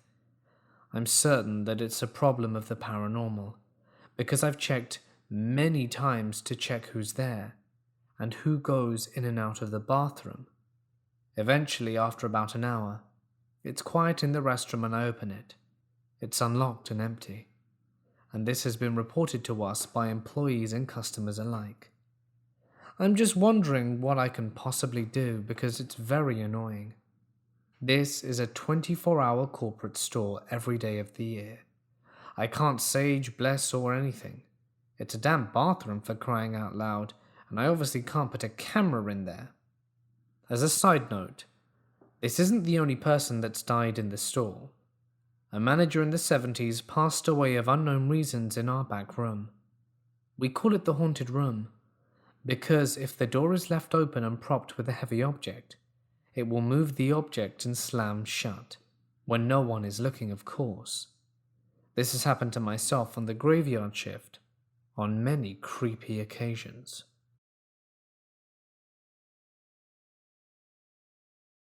My family grew up quasi-religious. By that I mean that my mum would sometimes take me to church, but most Sundays we would just lounge around doing nothing. I think it's safe to say that she was a practicing Christian only when it convenienced her. No offense, Mum. If she was feeling down, she might go to church for a bit of a spiritual pick-me-up. But these occasions were too few and far between, and even less so when she'd ask me to come with them. Now, I never had a problem going, and as a teenager, I was asking myself all these questions about life and death. It was one sunny Sunday afternoon where she asked if I wanted to go with her. Being the only three of my siblings remotely interested, I'd said I'd go. I didn't mind sitting at the back, listening, and using this time to think about life, death, and the possibility of an afterlife, as I'm sure many of us had pondered on it at least once in our lives. It was that curiosity that caused this chain of events. I had just joined a new school, and there was a kid in one of my classes that I got along really well with. We were on a school trip, and he offered me some of his candy. I gladly accepted, having a huge sweet tooth, and we got to chatting. Through one reason or another, the topic of religion came up, and he told me that he goes to a group, but that it's mostly just having fun with people our age, and talks about religion after. Now, as a teenager with not many friends, this certainly seemed like a cool new way to meet people and to do some fun stuff. After asking him about it, even though we didn't live very near, he said his family were more than willing to pick me up and take me to the meetings as well as drop me off. This was almost too good to be true. It was at least 40 minutes out their way, minimum, there and back. Why were they being so nice? I really should have seen this as the first red flag. But a few weeks later, I gladly went along with them. And you know what? It was pretty fun. We had an activity where we had to make a boat out of raw materials and then try and float it out onto the water. We couldn't make a seaworthy vessel, but that's not the point. I still had a good old time with my friends and some of the new friends I made at this place. They all seemed like regular kids, and I was really getting along well. After that, we went into this hall and started talking about the Bible. Not reading or nothing like I'd seen at my conventional church, it was just reading some select passages, talking about it, and seeing what we understood from the text. Again, as someone who'd only been to one type of church, I found this experience novel and new, and really relished in an opportunity to break down the text and make my own understanding from it. Although, in all honesty, I'm sure there was only one approved understanding, and they just wanted me to see it in my own way. That is, however, when things take a slightly darker turn. They reeled me in, and I was having a great time, going every month to their little meetings, as it was quite far, and interacting more and spending time with the younger group. They started pushing me to come more regularly, make the hour drive out to the middle of nowhere to one of their meeting halls, which is something, as a teenager, I really didn't want to do. I just liked the discussion part, and still wasn't sure exactly what I believed. My friend and I were getting closer, and I wasn't sure if this was right for me anymore. But that year, they had a camp of sorts, where you'd go out and camp in the forest and have what we did pretty much every month happen once a year, but for a whole weekend. It sounded like fun, even though I was feeling tentative, so I went along with them. It was a good time, but the religion was being very pushy. They kept asking about beliefs and wanting me to really join them, even have a baptism and renounce my old faith. It started to become overwhelming, and I wasn't really sure what I should do. There was another guy who I spoke to within the sermons who had a similar outlook as me. He wasn't entirely sure if he bought into it, but he liked going along and having fun with his family. But he was conflicted, in the same way I was. They were being very pushy, and they were very subtle in the way that they drew you in, so much so that you'd hardly notice it if you kept on going. The fun really was one of their biggest tools. It was on the Saturday night of the campout in the woods that they gathered everyone together and started baptizing people in the lake. Now, everyone was asked to wear these white robes, and they started baptizing us, telling us that we were going to renounce our old faith in order to have this one. But it wasn't even like something you could select. You were there and expected to do it, with no prompting or anything. I wish I would have said no, and I'm ashamed to admit it, but then I was feeling weak, and like a sheep, just followed on and did what I was told. They put my whole body underwater, said something while I was under, pulled me out, and I was allegedly a new man. Not that I believed it, but even so. Now that I was baptized, though, it started to get more intense. The pressure to come more regularly was tenfold. The fun had completely stopped. They asked me to commit to knocking on people's doors, telling people about the faith. Luckily for me, I was starting college in a new city shortly after, and quickly cut ties with everyone I knew from there and deleted all of them from Facebook, and was done with it. They pestered my phone a few times, but I think that they got the message that I had no interest and left me the hell alone. I know it isn't as bad as many of the other cult encounter stories on this Reddit thread, but in all honesty, the way that they use fun to entice young people to go, the way they baptize you and then slowly add more pressure, is something that is very hard and subtle and not easy to notice, which certainly was my case. I'm glad I got out of there though, the way events aligned to make a quick and easy getaway. I sometimes wonder about the friend that I had there who I had conversations with. If he ever found his faith, if he managed to get out, or if he still goes to that weird, creepy cult. Who knows? If you're out there, buddy, I hope you made it.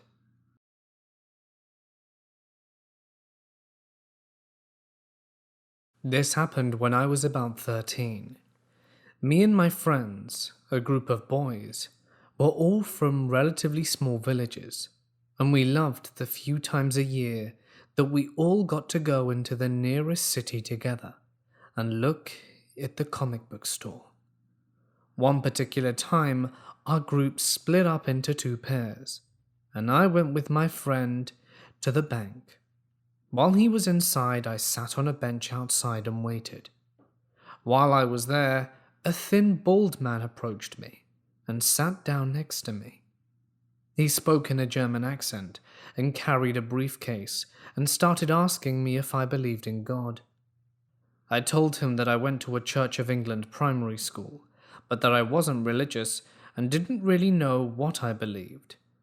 He proceeded to open his briefcase and started showing me tons of leaflets and flyers and motivational religious images, trying to be polite. I spoke to him and listened. After a while, he told me that he had some leaflets in his car to show me, and that he was parked nearby.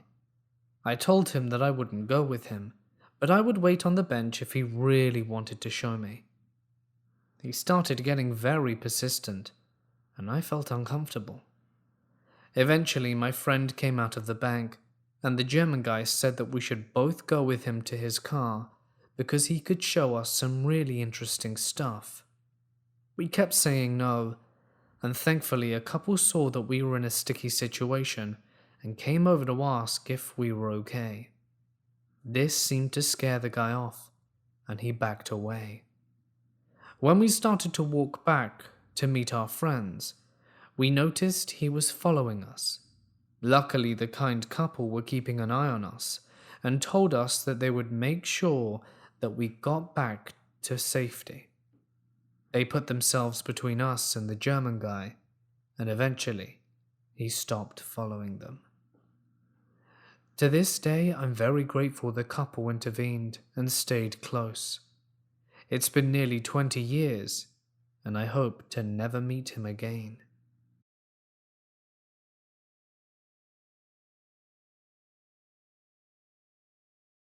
I work at a retail store in a not-so-nice part of town. Since the area isn't the best, not many people ever come into the store, and even less people come in at night. Something important to note is that the store does not have any cameras, nor does it have a panic button. So basically, anyone could do anything, and we have had many people steal little things here and there. Looking back, this should have been my first clue to quit ASAP. I am a very small girl, and working with me on one particular night shift was my co-worker, who was basically the exact same height and build as me. We were joking around and playing games on our phones because it was 7:30 p.m. at this point, and no one had come in for about an hour. Suddenly, a group of people of 2 men and 1 woman come in all at once. A side note about these people is that they were all wearing black from head to toe, had facial tattoos, and were very confrontational upon arrival. The woman was a very husky woman, and I was honestly very intimidated by her. The 2 men were at least 6 foot each, towering over both me and my co-worker, who were both a mere 5'3". One of the men immediately asked us what our ages were and complimented me on my smile. I kind of awkwardly laughed, trying to be as kind as possible to get them to leave quickly. The woman corners my co-worker over on one of the aisles, so she's unable to walk over to where I am, which is right behind the counter. The woman is basically yelling at my co-worker, asking why we wouldn't hire her and that she needs work. She was pretty much scaring the both of us. And while this is going on, one of the men walks over and blocks the door. The other man comes up to the counter and looks at all the $100 to $300 items that we have stocked and jokes to his friend about how he needs all of these items. He then turns to me and says with a deadpan face, "Give me everything." I awkwardly laugh and say, "Everything?" He then says nothing and continues to stare at my face for 5 more seconds before repeating, "Everything."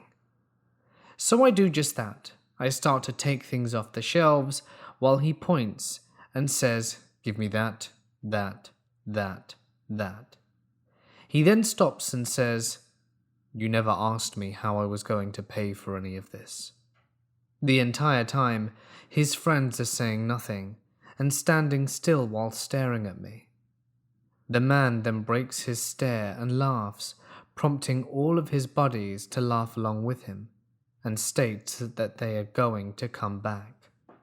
As soon as they leave, I make a beeline for the door and lock it. I call my manager and tell her what happened, and I'm begging for her to let us close up, because I don't want these people coming back. As if on cue, they come back and yank on the door, which was locked, and continue to yank it. I tell my co-worker to run with me to the back, and we lock the bathroom door and call the police. By the time they arrived, they were gone, and nothing could be done because of the lack of cameras in the store. The police stayed outside the store in their cars until we closed, and then walked us to our cars. Throughout this whole ordeal, no one was in the store besides my coworker and myself. My theory was that they were scoping out the situation before leaving and coming back with a firearm to actually carry out the robbery. Luckily, I had locked the door the moment they stepped out. I don't like to think what would have happened if I had brushed it off and decided to leave the store open. But I was shaking like a leaf when they left, and they hadn't really done anything at all, so I trusted my gut feeling. In any case, I quit that job. Thank you for being the catalyst to push me to finally leave, but let's never meet again.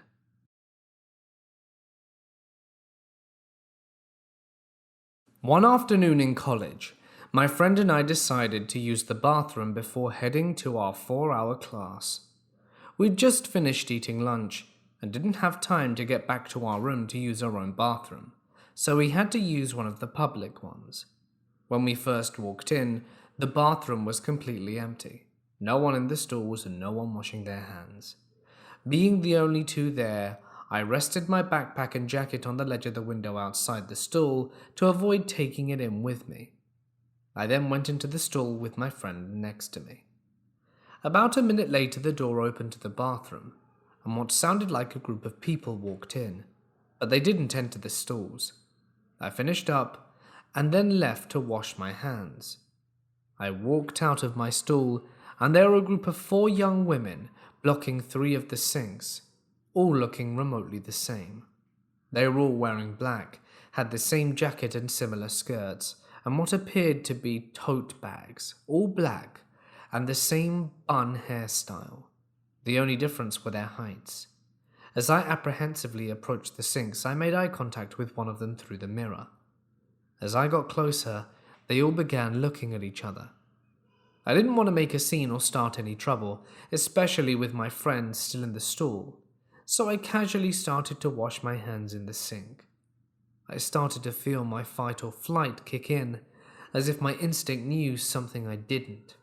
I made sure to watch them through the corner of my eye in case they decided to pull anything. To remind you, we were in a university bathroom. This situation was very out of place, and I started to notice that 2 of them began to put their hands in either their pockets and their bag, and then withdrew them as if they were holding onto something. I felt them intensely staring at me through the mirror, but I avoided looking at them directly. The 2 with their hands in their pockets and bag looked as though they were about to take whatever they had their hand in out, but just in time, my friend left the stall. They both looked at each other, hesitated for a moment, and then take their hands out their pockets and bag, empty.